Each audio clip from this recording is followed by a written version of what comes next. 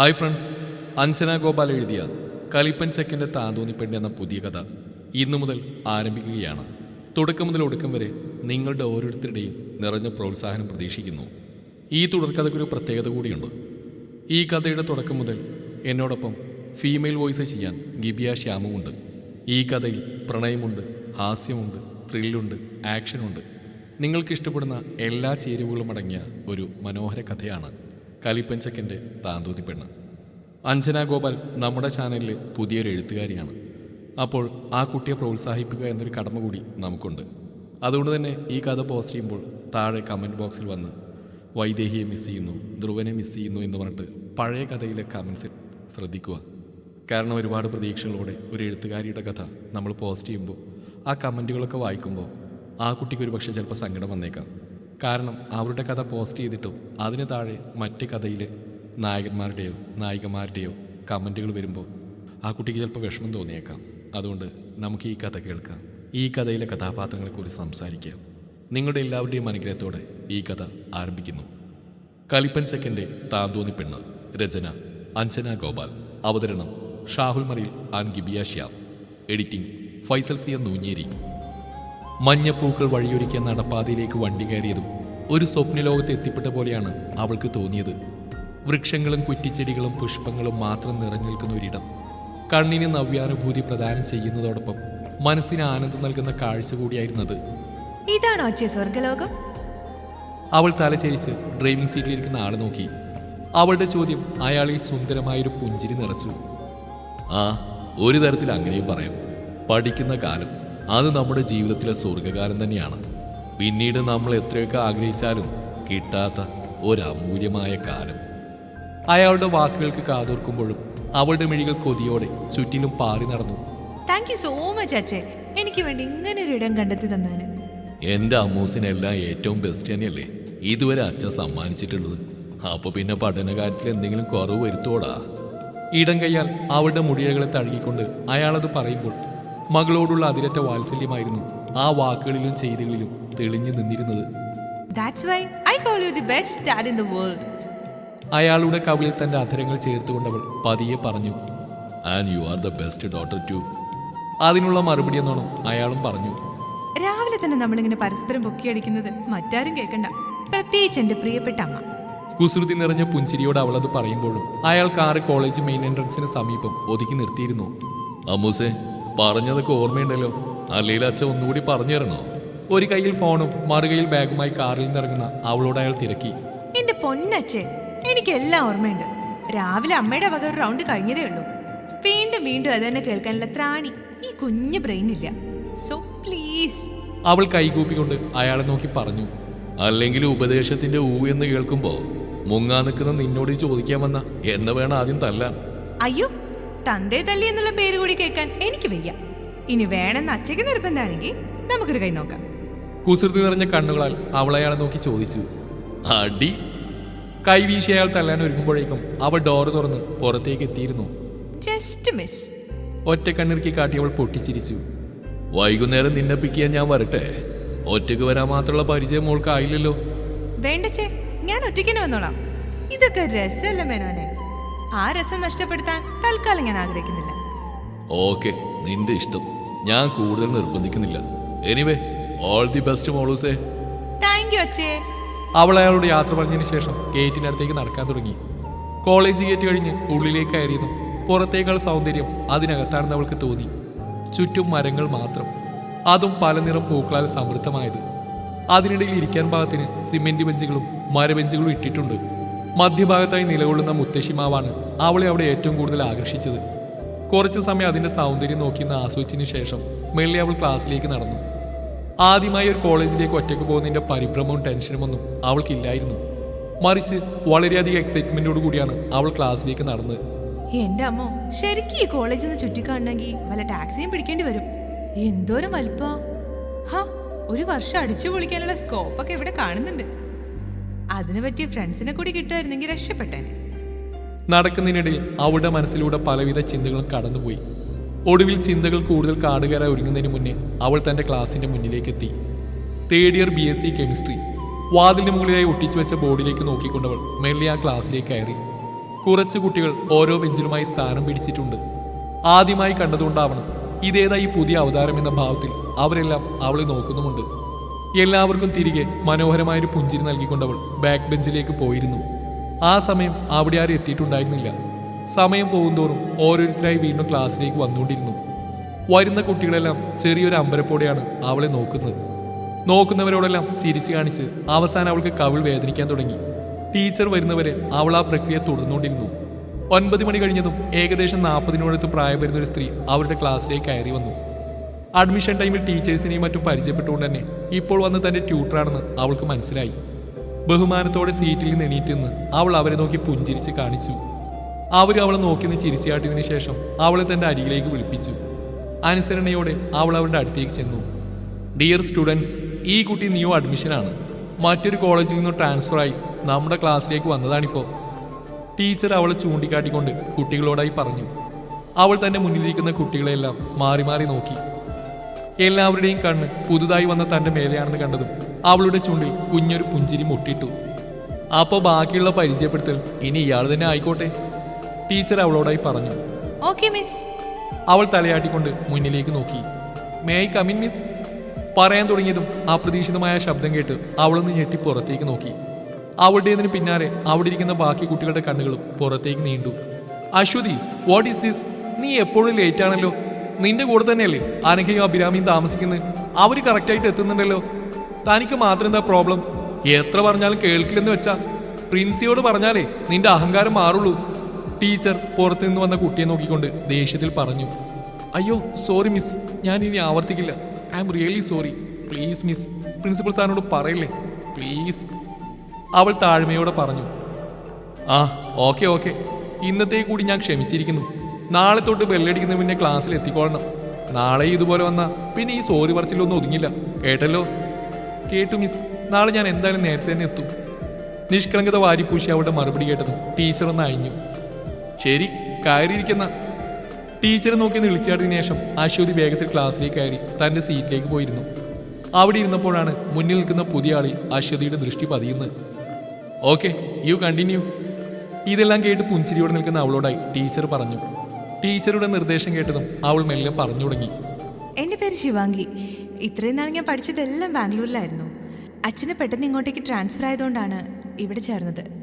അച്ഛൻ രവി മേനോൻ, ഒരു central government ഉദ്യോഗസ്ഥനാണ്. അമ്മ ശ്യാമ, ഹൗസ് വൈഫാണ്. ഞാൻ ഒറ്റ മോളാണ്. ഇതൊക്കെ തൽക്കാലം എന്നെക്കുറിച്ച് പറയാനുള്ളൂ.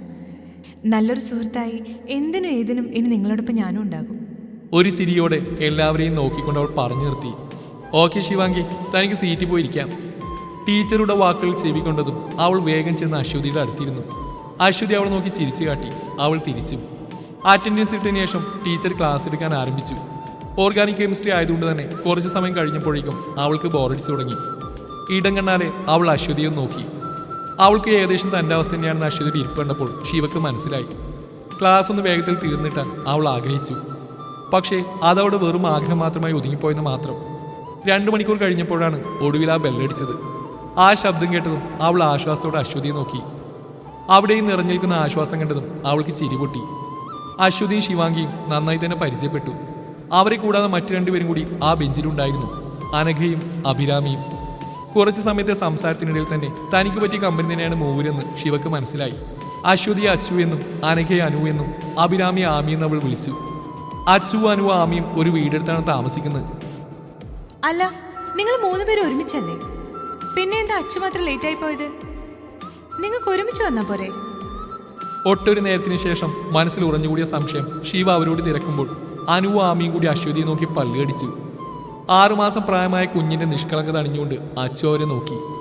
എന്റെ പൊന്നു ശിവ, എന്നിട്ട് വേണം മിസ്സിന്റെ കയ്യിൽ നിന്ന് ഞങ്ങൾക്കും കിട്ടാൻ. മുന്നേ ഇറങ്ങണമെന്ന് ഈ തെണ്ടിയോട് എത്ര പറഞ്ഞാലും ഈ ജന്തു കേൾക്കില്ല. എന്തെങ്കിലും കാരണം പറഞ്ഞ് വീണ്ടും ലേറ്റ് ആവും. പിന്നെ ഞങ്ങൾ ഇവളെ വെയിറ്റ് ചെയ്ത് ഇറങ്ങി തുടങ്ങി. അപ്പോഴെങ്കിലും ഇവൾക്കൊരു മാറ്റം ഉണ്ടാവുമെന്ന് കരുതി. എവിടുന്ന്?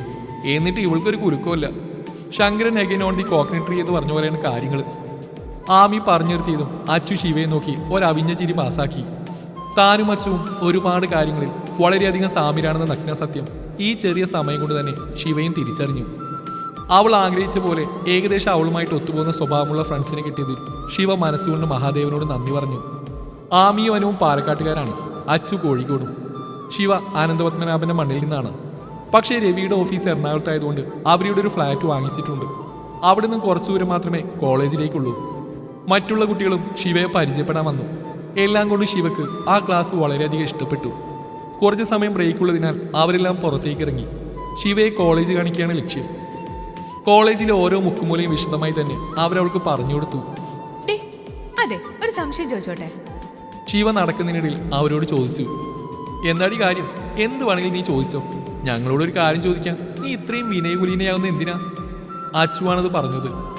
അതെ, പഠിപ്പിലെ ഡൗട്ട്സ് ഒഴികെ ബാക്കി എന്തും നിനക്ക് ഞങ്ങളോട് ചോദിക്കാം, അനുവും ചിരിയോടെ പറഞ്ഞു. അല്ലടോ, ഈ കോളേജിൽ അടിയൊന്നും ഉണ്ടാകാറില്ലേ? കണ്ടിട്ട് ഭയങ്കര ശാന്തായതുപോലെ തോന്നുന്നു. ഛേ, ഞാൻ വലിയ എക്സ്പെക്ടേഷനോട് കൂടിയാണ് ഇവിടെ എത്തിയത്. മുണ്ട് മുറുക്കി കുതിച്ച് ചാടി പറന്ന് വെട്ടുന്ന ചില മാസ സ്വീക്കൻസ് ഒക്കെ ഇല്ലേ നമ്മുടെ ലാലേട്ടനൊക്കെ ചെയ്യുന്നത്? അത്രത്തോളം ഇല്ലെങ്കിലും ചെറിയൊരു നാടൻ തല്ലെങ്കിലും ഞാൻ പ്രതീക്ഷിച്ചിരുന്നു. പക്ഷെ ഇവിടെ വന്നപ്പോ ഏതോ ഒരു ആശ്രമത്തിൽ എത്തിയതുപോലെയാ എനിക്ക് തോന്നുന്നത്. നിരാശയോടുകൂടിയുള്ള ശിവയുടെ പറച്ചിൽ കേട്ടതും അവർ മൂവരും പരസ്പരം മുഖത്തോട് മുഖം നോക്കി. ശേഷം പൊട്ടിച്ചിരിക്കാൻ തുടങ്ങി. അവരുടെ ചിരി കണ്ടതും ശിവ കാര്യമെന്നറിയാതെ മൂവരെയും പകപ്പോടെ നോക്കി നിന്നു.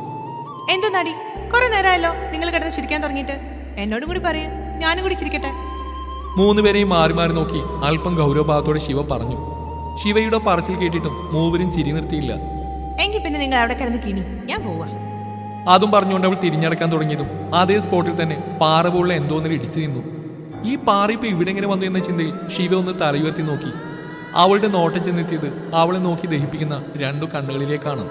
ഹൈ, കൊള്ളാലോ, ഇത്തിരി മെനയുള്ളതൊക്കെ ഇവിടെ ഉണ്ടല്ലോ. ഹോ, എന്റെ കൃഷ്ണ, ഇപ്പോഴാണ് എനിക്ക് ആശ്വാസമായത്. വിടർന്ന കണ്ണുകളോടെ ശിവ അവനെ നോക്കി. കിട്ടിയ ഒരു നിമിഷം കൊണ്ട് തന്നെ അവൾ അവനെ മൊത്തത്തിലൊന്ന് ഒഴിഞ്ഞെടുക്കുകയും ചെയ്തു. ഷർട്ടിന്റെ വിടവിൽ കൂടി കാണുന്ന അവന്റെ രോമാവൃതമായ നെഞ്ചിലേക്കും നല്ല ഭംഗിയായി ഒതുക്കി വെച്ചിരിക്കുന്ന അവന്റെ താടിയിലേക്കുമൊക്കെ അവളുടെ നോട്ടം ചെന്നെത്തി. ഡീ, സ്വപ്നം കണ്ടു കഴിഞ്ഞെങ്കിൽ എന്റെ നെഞ്ചത്തോടൊന്ന് മാൽക്കടി. ദേഷ്യത്തോടെയുള്ള അവന്റെ സംസാരം കേട്ടതും അവൾ ഞെട്ടി പുറകിലോട്ട് മാറി നിന്നു. അവളെ ഒന്ന് ഇരുത്തി നോക്കിയതിനു ശേഷം അവൻ അവിടെ നിന്ന് നടന്നുപോയി. ശിവ, അറിയൂ ഓക്കെ? അച്ചവളോട് ചോദിച്ചു. Yes dear, I am perfectly all right. എന്റെ പൊന്നു മോളെ, ഭാഗ്യം കൊണ്ടാ നീ ഇപ്പൊ രക്ഷപ്പെട്ടത്. തന്റെ നെഞ്ചിൽ കൈവച്ചുകൊണ്ട് ശിവയെ നോക്കി ആമി പറഞ്ഞു. അതെന്താ നീ ഇപ്പൊ അങ്ങനെ പറഞ്ഞത്? ശിവ ആകാംക്ഷയോടെ ചോദിച്ചു. നീ കുറച്ചു മുന്നേ ചോദിച്ചില്ലായിരുന്നോ ഇവിടെ അടിയൊന്നും ഉണ്ടാവാറില്ലേ എന്ന്? ശരിക്കും പറഞ്ഞാ ഇവിടെ അടി ഉണ്ടാവാത്ത ദിവസം ഇല്ലേന്നാണ് ചോദിക്കേണ്ടത്. ആ അടിക്ക് തൊട്ടു മുന്നിലുണ്ടാവുന്ന മുതലാ ഇപ്പൊ ഇവിടുന്ന് പോയത്, അനു പറഞ്ഞു നിർത്തി. അനു പറയുന്നത് കേട്ട് ശിവ കണ്ണുമിഴിച്ച് നിന്നു. ആ പോയതാ ആദിത്യമേനോൻ. ഇവിടെ സെക്കൻഡറി MSc കമ്പ്യൂട്ടർ സയൻസിന് പഠിക്കുക. ഈ കോളേജിന്റെ വില്ലൻ എന്ന് വേണമെങ്കിൽ പറയാം. അടി, ഇടി, വെട്ട്, കുത്ത്, അങ്ങനെ എല്ലാത്തിനും ആള് മുമ്പന്തി തന്നെ ഉണ്ടാവും, ആമി പറഞ്ഞു നിർത്തി. അപ്പൊ ഇയാൾക്ക് സസ്പെൻഷൻ ഒന്നും കിട്ടാറില്ലേ? ഇത്രയും പ്രശ്നക്കാരനാണെങ്കിൽ എന്താ ഇയാൾക്കെതിരെ ആരും നടപടിയൊന്നും സ്വീകരിക്കാത്തത്? സ്വല്പം രോഷത്തോടെയാണ് ശിവ അത് ചോദിച്ചത്. ആ ബെസ്റ്റ്, ആദ്യേട്ടനെതിരെ ഇവിടെ ഒരാൾ ഒരു ചെറുവിരൽ പോലും അനക്കില്ല. അപ്പോഴാ അവിടെ ഒരു കംപ്ലൈന്റ്. അനുവാണത് പറഞ്ഞത്. അതെന്താ? ശിവ അത്ഭുതത്തോട് ചോദിച്ചു. കാരണം മറ്റൊന്നല്ല മോളെ, ഈ കോളേജിൽ ഒരു ഷെയർ ഹോൾഡർ ആദ്യേട്ടന്റെ അച്ഛനാ. അവരൊക്കെ വലിയ ഫാമിലിയാ, വലിയ വലിയ പിടിപാടൊക്കെയുള്ള ആൾക്കാർ. സോ എന്ന് കണ്ടാലും എല്ലാവരും കണ്ണടക്കും. ആമി ഒരു വലിയ കാര്യം പോലെ പറഞ്ഞു നിർത്തി. ഇതെന്താ വെള്ളരിക്ക പട്ടണോ? അയാളുടെ അച്ഛന് ഇവിടെ ഒരു ഷെയർ ഉണ്ടെന്ന് കരുതി ഇയാൾക്ക് എന്ത് തോന്നിയാസം കാണിക്കാന്നാണോ? എല്ലാം കേട്ടിട്ട് ശിവക്ക് വല്ലാതെ ദേഷ്യം വരുന്നുണ്ടായിരുന്നു. എന്റെ പൊന്നും, ഒന്ന് പതുക്കെ പറയടി. നീ ആദ്യേട്ടനെ കൊണ്ട് പറയുന്ന ആരും കേട്ട് അത് അങ്ങയുടെ ചെവിയിലെത്തിച്ചാ നിന്റെ കഥ കഴിഞ്ഞ തന്നെ. നേരത്തെ തന്നെ എന്തോ ഒരു ഭാഗ്യത്തിനാ അങ്ങയുടെ നിന്നെ വെറുതെ വിട്ടത്. ചുറ്റിലും വെപ്രാളത്തോടെ മിഴികൾ പായിച്ച് പേടിയോട് അനു പറഞ്ഞു. പിന്നെ അങ്ങേര് കേട്ട് എന്നെ ഇപ്പൊ മൂക്ക് വലിച്ചു കയറ്റും. അവൻ എനിക്ക് പുല്ല, ഒന്ന് പോടി. അനുവിന്റെ വാക്കുകളെ ശിവ പുച്ഛിച്ച് തള്ളി. ഡി, കണ്ടാലറിയാത്തവൻ കൊണ്ടാക്കറിയുന്നല്ലേ പറയാറുള്ളത്? ശിവയെ നോക്കി ചിരിച്ചുകൊണ്ട് അച്ചു ചോദിച്ചു. അതെ അച്ചൂട്ടാ, പക്ഷെ ഇവിടെ നമ്മുടെ ശിവക്കുട്ടിക്ക് അത് താങ്ങാനുള്ള കഴിവുണ്ടാവുമെന്നാ ഞാൻ ചിന്തിക്കുന്നത്, ആമീൻ ചിരിയോടെ പറഞ്ഞു. ശിവ ഇതൊക്കെ എന്തെന്ന മട്ടിൽ അവളുമാരെ നോക്കി പുച്ഛിച്ചുകൊണ്ട് ക്ലാസ്സിലേക്ക് നടന്നു. അന്നത്തെ ദിവസം പിന്നെ അവരാരും പുറത്തേക്ക് ഇറങ്ങിയില്ല. ശിവക്ക് നോട്ട്സൊക്കെ പ്രിപ്പയർ ചെയ്യാൻ അവരും അവളെ ഹെൽപ്പ് ചെയ്തു. വൈകുന്നേരം ക്ലാസ് കഴിഞ്ഞ് പോകുമ്പോൾ ആദ്യം ഗ്യാങ് ഗ്രൗണ്ടിലിരിക്കുന്ന ശിവ കണ്ടു. അവനെ കണ്ടതും അവളുടെ മുഖത്തൊരു പുച്ഛം നിറഞ്ഞു. മുഖം തിരിച്ചുകൊണ്ട് ശിവ അവിടുന്ന് പോയി. കൂട്ടുകാരോടൊപ്പം സംസാരിച്ചിരിക്കുന്നതിനാൽ ആദ്യം അവളെ കണ്ടിരുന്നില്ല. അച്ചു ശിവയെ ഡ്രോപ്പ് ചെയ്യാന്ന് പറഞ്ഞുകൊണ്ട് ശിവ അവളോടൊപ്പം കയറി. ആമി അനുവും മറ്റൊരു സ്കൂട്ടിയിലും കയറി. ശിവയുടെ ഫ്ലാറ്റിലേക്കുള്ള റൂട്ടിൽ തന്നെയാണ് അവർക്കും പോവേണ്ടത്. അതിനാൽ ഇനി പോക്കും വരമൊക്കെ ഒന്നിച്ചാവാം എന്നവർ തീരുമാനിച്ചു. ഫ്ളാറ്റിന്റെ ഗേറ്റിലേക്ക് പോകാൻ നിന്നവരെ ശിവ കയറിയിട്ട് പോവാൻ ഒരുപാട് നിർബന്ധിച്ചു. ഒടുവിൽ അവളുടെ നിർബന്ധം സഹിക്ക വയ്യാതെ അവർ മൂവരും അവളുടെ വീട്ടിലേക്ക് ചെല്ലാമെന്ന് സമ്മതിച്ചു. വാതിൽ തുറന്നു ശിവയോടൊപ്പം നിൽക്കുന്ന മറ്റു 3 പേരെ കണ്ട് ശ്യാമ ആദ്യമൊന്ന് അമ്പരുന്നു. എന്താണ് ശ്യാമ മാഡം ഇങ്ങനെ കിളി പോയ പോലെ നിൽക്കുന്നത്? ഇവരൊക്കെ ഒന്ന് അകത്തേക്ക് ക്ഷണിക്കോ? ശ്യാമയുടെ കവിളിൽ തട്ടി ശിവ അകത്തേക്ക് കയറി. സോറി കേട്ടോ മക്കളെ, നിങ്ങളെ പ്രതീക്ഷിക്കാതെ കണ്ടപ്പോ ഒന്ന് അമ്പരന്ന് പോയി. വാ, അകത്തേക്ക് വാ. ശ്യാമ അവരെ ഉള്ളിലേക്ക് സ്വീകരിച്ചിരുത്തി. This is my sweet mother Shyama, Shyama Ravi Menon. Shiva അമ്മയെ അവർക്കൊക്കെ പരിചയപ്പെടുത്തി കൊടുത്തു. ആൻഡ് അമ്മ ഇവരുടെ ചങ്ക് ബഡീസ് ആണ്, അച്ചു, അനു, ആമി. അവരോടൊപ്പം സെറ്റിൽ ചെയ്യുന്നുകൊണ്ട് ശിവ മൂവരെയും പരിചയപ്പെടുത്തി കൊടുത്തു. ശ്യാമ അവരോടെല്ലാം വിശദമായി പരിചയപ്പെട്ടു. ശേഷം എല്ലാവർക്കും ചായ എടുക്കാനായി അടുക്കളയിലേക്ക് പോയി. വാ, എന്റെ റൂം കണ്ടേ? ശിവ അവരെയും കൂട്ടി അവളുടെ മുറിയിലേക്ക് പോയി. ശിവയുടെ മുറി കണ്ടതും അവരെല്ലാം വല്ലാത്തൊരു ഭാവത്തോടെ അവളെ നോക്കി. ഡ്രസ്സുകളെല്ലാം കട്ടിലും നിലത്തുമായി വാരി വലിച്ചിട്ടിരിക്കുകയാണ്. ബുക്സിന്റെ അവസ്ഥയും ഏതാണ്ട് അങ്ങനെയൊക്കെ തന്നെ. ഒരു വലിയ ടെഡ്ഡി ബിയർ റൂമിന്റെ ഒരു സൈഡിലായി ചാരി വെച്ചിട്ടുണ്ട്. എന്തോ നാടി ഇത്, നിന്റെ റൂം തന്നെയല്ലേ? ആമി ദയനീയമായി അവളോട് ചോദിച്ചു. ശിവ അവരെ നോക്കി ഇളിച്ചൊന്ന് കാണിച്ചു കൊടുത്തു. എന്റെ മക്കളെ, അങ്ങനെ ചോദിക്ക്. ഇവളോട് പറഞ്ഞു ഞാൻ മടുത്തു. ഒന്നില്ലേലും പ്രായം 10-20 ആയില്ലേ? വേറെ ആരെങ്കിലും കാണുന്നുള്ള നാണം പോലുമില്ല ഈ പെണ്ണിന്. ഒരു ഇരയെ കിട്ടിയ സന്തോഷത്തോടെ ശ്യാമ അവരോട് പറഞ്ഞു തുടങ്ങി. ഓ പിന്നെ നാണിക്ക് ഞാനെന്താ ഡ്രസ്സ് അഴിച്ചിട്ട് നിൽക്കുവാണോ? Silly mummy. ശിവ, ശാസന കലർന്ന സ്വരത്തോടെ ശ്യാമ വിളിച്ചു. അമ്മ ഇവിടെ എന്റെ കുറ്റം പറഞ്ഞ് നിൽക്കാതെ. ചായ തണുത്തു പോകും, വാ നമുക്ക് ചായ കുടിക്കാം. ശിവ അവരെയും വലിച്ച് അവിടുന്ന് എസ്കേപ്പി. ശ്യാമ കൊടുത്ത പഴംപൊരിയും ചായമൽ അകത്തേക്കിയ ശേഷം മൂവരും അവിടുന്ന് യാത്ര പറഞ്ഞിറങ്ങി. നാളെ രാവിലെ 9 മണിക്ക് ഗേറ്റ് നിൽക്കാമെന്ന് ശിവ അവരോട് പറഞ്ഞു. അവർ പോയതും ശിവ ഒരു കുളിയും പാസാക്കി കട്ടിയിൽ ചെന്ന് വീണു. ശിവ എഴുന്നേറ്റ്, നേരെ സന്ധ്യയായി. ശ്യാമ തട്ടി വിളിച്ചിട്ടും ശിവയുടെ ഭാഗത്തുനിന്നും പ്രതികരണമൊന്നും ഉണ്ടായില്ല. അവരുടെ പ്രവൃത്തി വീക്ഷിച്ചുകൊണ്ടിരുന്ന രവി ചിരിയടക്കി നിന്നു. ഓഹ്, ഈ പെണ്ണിനെയും കൊണ്ട് തോറ്റല്ലോ. ഇങ്ങനെയുണ്ടൊരു ഉറക്കം. രവിയേട്ടാ, നിങ്ങളുടെ പുന്നാര മോളല്ലേ, അതുകൊണ്ട് നിങ്ങൾ തന്നെ വിളിച്ച് എഴുന്നേൽപ്പിച്ചോ, ഞാൻ പോവാ. രവിയെ നോക്കി പറഞ്ഞതിന് ശേഷം ദേഷ്യത്തോടെ ശ്യാം പുറത്തേക്ക് പോയി. ശിവ, അച്ഛൻ്റെ അമ്മൂസേ, എഴുന്നേറ്റ്. രവിയുടെ വിളി കേട്ടതും ശിവ പെട്ടെന്ന് തന്നെ എഴുന്നേറ്റു. നീ കള്ളി, അപ്പൊ നീ ഉറങ്ങല്ലായിരുന്നോ? പാവം നിന്റെ അമ്മ, എത്ര നേരമായി നിന്നെ വിളിച്ചുകൊണ്ടിരിക്കുന്നു. അതൊക്കെ ഈ അമ്മൂസിന്റെ നമ്പർ അല്ലേ അച്ഛാ? അമ്മ വിളിച്ച് എഴുന്നേറ്റാൽ അമ്മയുടെ വായിലിരിക്കുന്നത് മൊത്തം ഞാനിപ്പോ കേൾക്കേണ്ടി വരും. അവൾ ഒറ്റക്കണ്ണിറുക്കി കാട്ടിക്കൊണ്ട് ചിരിയോടെ രവിക്കുള്ള മറുപടി കൊടുത്തു. അമ്പടി കേമി, നീ ആള് കൊള്ളാലോ. രവി അവളുടെ താടി പിടിച്ച് കൊഞ്ചിച്ചുകൊണ്ട് വാത്സല്യത്തോടെ പറഞ്ഞു. ദേ, അച്ഛന്റെയും മോളുടെയും പുന്നാരം കഴിഞ്ഞെങ്കിൽ ഒന്ന് ഇങ്ങോട്ട് വരാവോ? അയ്യോ, അമ്മയ്ക്ക് മനസ്സിലായി. ശിവ അമളി പറ്റി മുഖഭാവത്തോടെ രവിയോട് പറഞ്ഞു. മര്യാദയ്ക്ക് രണ്ടും ഇങ്ങോട്ട് വരുന്നുണ്ടോ, അല്ലെങ്കിൽ ഞാൻ അങ്ങോട്ട് വരും. ശ്യാമയുടെ അവസാന ഭീഷണിയിൽ അവരിരുവരും അവളുടെ മുന്നിൽ ഹാജരായി. കോളേജിന്റെ വിശേഷങ്ങളും മറ്റുമെല്ലാം ശിവ അവരിരുവരെയും പറഞ്ഞു കേൾപ്പിച്ചു. അല്ലെങ്കിലും അവൾ അങ്ങനെയാണ്. അച്ഛനും അമ്മയും അറിയാത്ത ഒരു രഹസ്യം അവൾക്കില്ല. അവർ രണ്ടുപേരാണ് അവളുടെ ബെസ്റ്റ് ഫ്രണ്ട്സ്. രാത്രിയിലെ ഭക്ഷണം കഴിഞ്ഞ് ബാൽക്കണിയിൽ നിൽക്കുകയായിരുന്നു ശിവ. പെരിയാറിന്റെ തീരത്തായിരുന്നു അവരുടെ ഫ്ലാറ്റ്. രാത്രിയിൽ അവിടെ വന്നു നിൽക്കുന്നത് അവൾക്ക് ഇഷ്ടമുള്ള കാര്യമാണ്. അങ്ങനെ നിൽക്കുമ്പോൾ അവൾക്ക് പെട്ടെന്ന് ആദിത്യന് ഓർമ്മ വന്നു. അവന്റെ കണ്ണുകളിൽ കണ്ട ദേഷ്യവും അവനെക്കുറിച്ച് കേട്ട കാര്യങ്ങളൊക്കെ ആലോചിച്ചപ്പോൾ അവൾക്ക് അവനോട് വല്ലാത്ത ദേഷ്യം വന്നു. പുല്ല്, ഞാൻ എന്തിനാ അവനെ കുറിച്ച് ആലോചിച്ച് എന്റെ മൂടിപ്പോ കളയുന്നത്? അവൾ അതും പറഞ്ഞുകൊണ്ട് റൂമിൽ പോയി ഫോണിൽ പാട്ട് വെച്ച് കിടന്നു. രാവിലെ ശ്യാമയുടെ ധാരാളം മുറവിളികൾക്ക് ശേഷമാണ് ശിവ എഴുന്നേറ്റത്. എണീറ്റ് ഫോണിലൊക്കെ അല്പം തോണ്ടിയതിനു ശേഷം തലേ ദിവസം അയൺ ചെയ്തു വെച്ച കുർത്തിയും എടുത്ത് അവൾ കുളിക്കാൻ കയറി. കാക്കക്കുളിയായതിനാൽ തന്നെ ഒരു 5 മിനിറ്റ് കൊണ്ട് ശിവയുടെ കുളി കഴിഞ്ഞു. ബാത്റൂമിൽ നിന്ന് ഇറങ്ങി വന്ന് അവൾ കണ്ണാടിയുടെ മുമ്പിൽ വന്ന് നിന്നു.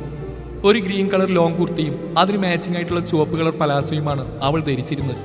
കണ്ണാടിയിൽ നോക്കിക്കൊണ്ട് ശിവ ഒരുങ്ങാൻ തുടങ്ങി. മുടി പോണിറ്റയിൽ കെട്ടിവെച്ചു. ഐക്കോണിക് കാജൽ കൊണ്ട് കണ്ണ് നന്നായിട്ട് എഴുതി. ചുണ്ടിൽ ന്യൂഡ് കളർ ലിപ്സ്റ്റിക്കും ഇട്ടു. ഒരു കുഞ്ഞു ബ്ലാക്ക് പൊട്ടെടുത്ത് നെറ്റിയിൽ തൊട്ടു. കാതിൽ എപ്പോഴും ഒരു കുഞ്ഞ് സ്റ്റെഡ് ഉണ്ടാവും. കഴുത്തിലൊരു ഗോൾഡിന്റെ ചെയിനും. ഇന്നെങ്കിലും നിനക്കൊന്ന് കുളിച്ചൂടെ ശിവ? അവളുടെ കോലം കണ്ടുവന്ന ശ്യാമ ചോദിച്ചു. എന്റെ അമ്മ, ഇനിയൊരു യുദ്ധം ഉണ്ടായെങ്കിൽ അത് വെള്ളത്തിനായിരിക്കും എന്നാ കേട്ടത്. വെറുതെ നമ്മൾ കാരണം ഒരു യുദ്ധമൊക്കെ ഉണ്ടാക്കണോ? So each drop of water is precious. Shiva അതും പറഞ്ഞുകൊണ്ട് പുറത്തേക്ക് പോയി. ഈ പെണ്ണ് ഇതിനെയൊക്കെ കിട്ടുന്നതിന് എന്ത് പാപം ചെയ്തോ എന്തോ. ശിവ പോയ വഴിയെ നോക്കി ദയനീയമായി ശ്യാമ ആത്മഹതിച്ചു. പുട്ടും ചിക്കൻ കറിയുമായി മൽപ്പിടുത്തത്തിലാണ് ശിവ. എന്റെ കൊച്ചെ, ഒന്ന് പതുക്കെ കഴിക്ക്, അതൊക്കെ നിനക്ക് തന്നെ തിന്നാൻ കൊണ്ടുവച്ചതാ. ശ്യാമ അവിടെ കഴിപ്പ് കണ്ട് ചിരിയോടെ പറഞ്ഞു. അത്ര അവിഞ്ഞ കോമഡികൾക്കൊന്നും ശിവ പ്രാധാന്യം കൊടുക്കാറില്ല. സോ അവൾ അവളുടെ ജോലി കണ്ടിന്യൂ ചെയ്തു. ശിവ, ദേ നിന്റെ ഫോൺ റിങ് ചെയ്യുന്നു. രവി വന്നവൾക്ക് ഫോൺ കൊണ്ടു കൊടുത്തു. നോക്കുമ്പോൾ അച്ചുവിന്റെ കോളാണ്. അവസാന ഉരുളയും വായിലിട്ടുകൊണ്ടവൾ കോൾ അറ്റൻഡ് ചെയ്തു. ആ ഞാൻ റെഡിയാടി, ദേ ഇപ്പൊ ഇറങ്ങാം, ഒരു 1 മിനിറ്റ്. ശിവ അത്രയും പറഞ്ഞുകൊണ്ട് കോൾ കട്ട് ചെയ്ത് കൈ കഴുകാൻ പോയി. അമ്മൂസേ, നീ വെള്ളമൊട്ടും കുടിച്ചില്ലല്ലോ, രവി അവളുടെ ക്ലാസ്സിലേക്ക് നോക്കി പറഞ്ഞു. എന്റെ രവിയേട്ടാ, അവള് വെള്ളമൊന്നും കുടിക്കില്ല, വാട്ടർ സേവിംഗ് ആണ്. ശിവയെ നോക്കി ഒരാക്കിയ ടോണിൽ ശ്യാമ പറഞ്ഞു. ശിവ മറുപടി ഒന്നും കൊടുത്തില്ല. കൊടുക്കാൻ നിന്നാൽ ലേറ്റ് ആവും, ഒപ്പം കോളേജിൽ പോക്കും നടക്കില്ലെന്ന് അവൾക്ക് നന്നായിട്ട് അറിയാം. അച്ഛാ അമ്മ, ഞാൻ ഇറങ്ങുവാണേ, ബൈ ബൈ ഉമ്മ. അവർക്ക് ടാറ്റയും കൊടുത്തുകൊണ്ട് ശിവ ഓടി ലിഫ്റ്റിൽ കയറി. മെയിൻ എൻട്രൻസ് കഴിഞ്ഞ് പുറത്തേക്ക് ഇറങ്ങുമ്പോൾ തന്നെ ശിവ കണ്ടു അവള് വെയിറ്റ് ചെയ്ത് നിൽക്കുന്ന ചങ്സിനെ. ഡി, നീന്ന് സുന്ദരിയായിട്ടുണ്ടല്ലോ, ഈ ഡ്രസ്സ് നിനക്ക് നന്നായിട്ട് ചേരുന്നുണ്ട്, അനു ശിവയെ നോക്കി പറഞ്ഞു. ശിവ അതിന് മറുപടിയായി അവളെ നോക്കി പുഞ്ചിരിച്ചു. ഇതിന്റെ ഉറക്കം ഇതുവരെ കഴിഞ്ഞില്ലേ? ഡി, നിന്റെ കൂടെ കയറിയാ നമ്മള് കോളേജിൽ തന്നെ എത്തുവോ? അപ്പോഴും ഉറക്കം തൂങ്ങായിരുന്ന അച്ചുവിനെ നോക്കി ശിവ ചോദിച്ചു. അതോർത്ത് എന്റെ മോള് പേടിക്കണ്ട, അതൊക്കെ സേഫ് ആയിട്ട് ഞാൻ എത്തിച്ചേരും, അച്ചു ആത്മവിശ്വാസത്തോടെ പറഞ്ഞു. എന്നാ ഇനി സമയം വൈകണ്ട, കേറിയിരിക്കെ. ആമി പറഞ്ഞു കേട്ടും ശിവ വേഗം വണ്ടിയിൽ കയറിയിരുന്നു. കോളേജ് പാർക്കിങ്ങിൽ വണ്ടി പാർക്ക് ചെയ്ത് അകത്തേക്ക് നടന്നു വരികയായിരുന്നു ശിവയും കൂട്ടരും. നടക്കുന്നതിനിടയിൽ പലവിധ കാര്യങ്ങൾ സംസാരിക്കുന്നുമുണ്ട്. ഒറ്റ ദിവസം കൊണ്ട് തന്നെ അവർക്കിടയിൽ നല്ലൊരു ആത്മബന്ധം ഉടലെടുത്തിരുന്നു. ഡേ, ഇതേതാണ് ഒരു പച്ചക്കിളി, ഇതുവരെ ഇവിടെ കണ്ടിട്ടില്ലല്ലോ, ആദിയുടെ ഫ്രണ്ട് വിഷ്ണു ശിവയെ നോക്കി ചോദിച്ചു. ആദിയുടെ നോട്ടം അപ്പോഴും ഫോണിൽ തന്നെയാണ്. അവൻ അവളെ കണ്ടിരുന്നില്ല. അളിയ, ഇങ്ങോട്ടേക്ക് വിളി, നമുക്കൊന്ന് പരിചയപ്പെട്ടാലോ, അവളുടെ മറ്റൊരു ഫ്രണ്ട് കിരൺ പറഞ്ഞു. ഓയ് പച്ചക്കിളി, ഒന്നിങ്ങോട്ട് വാ. കൂട്ടത്തിൽ ഏറ്റവും വിരുദ്ധനായ ശരത്ത് അവളെ നോക്കി ഉച്ചത്തിൽ വിളിച്ചു. ആ സമയത്താണ് ആദ്യം ഒരു കോൾ വന്ന് അവിടുന്ന് എഴുന്നേറ്റ് പോയത്. ആ വിളി കേട്ടതും അവർ 4 പേര് ഒരുമിച്ച് തിരിഞ്ഞു നോക്കി. ഡി, നമ്മൾ പെട്ടല്ലോ, ആദ്യമായിട്ടെന്റെ ഗ്യാങ് ആണത്, ആമി പേടിയോടെ പറഞ്ഞു. എന്തായാലും വിളിച്ച സ്ഥിതിക്ക് അങ്ങോട്ടേക്കൊന്ന് പോയി നോക്കാം, അനുവും പറഞ്ഞു. പിന്നെ ഒന്ന് പോയെ, നിങ്ങളൊക്കെ എന്തിനാണ് ഇവന്മാർ ഇങ്ങനെ പേടിക്കുന്നത്? ഞാനിങ്ങ് വരുന്നില്ല. ശിവ അതും പറഞ്ഞ് വേഗത്തിൽ മുന്നോട്ട് നടക്കാൻ തുടങ്ങി. എന്റെ പൊന്നു മോളെ, കളിക്കല്ലേ പ്ലീസ്, ഒന്ന് അതുവരെ പോയിട്ട് വരാം, അച്ചുവും അവസാന വാക്കിനോളം പറഞ്ഞു. അവരുടെ മൂവരുടെയും നിർബന്ധത്തിന് വഴങ്ങി ശിവ അങ്ങോട്ടേക്ക് നടന്നു. ഇനി എന്ത് നടക്കും? തുടരും ഈ കഥയുടെ ബാക്കി ഭാഗം നാളെ ഇതേ സമയം.